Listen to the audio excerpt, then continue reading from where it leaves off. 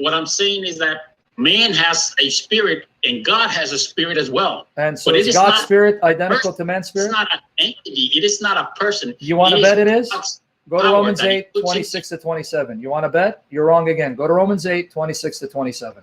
Read it from me. In the same way, the Spirit helps us in our weakness.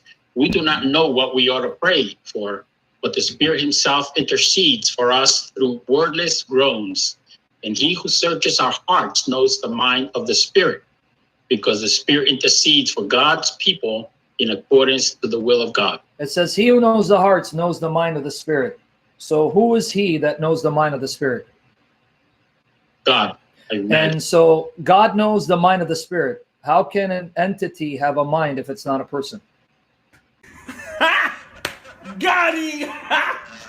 Got him!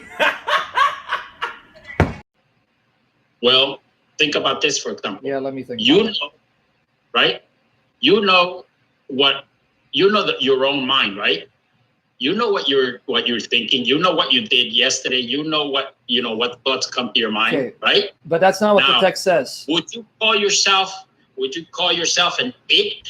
What do you call that? Okay.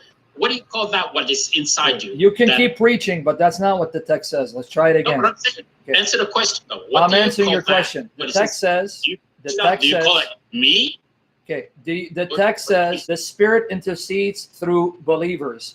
That's a work of a person. And then it says the Spirit knows the will of God and God knows the mind of the Spirit.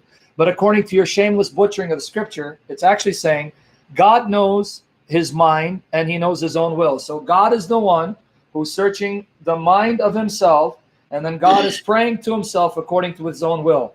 You know, you sound silly, right? Let me ask you a question.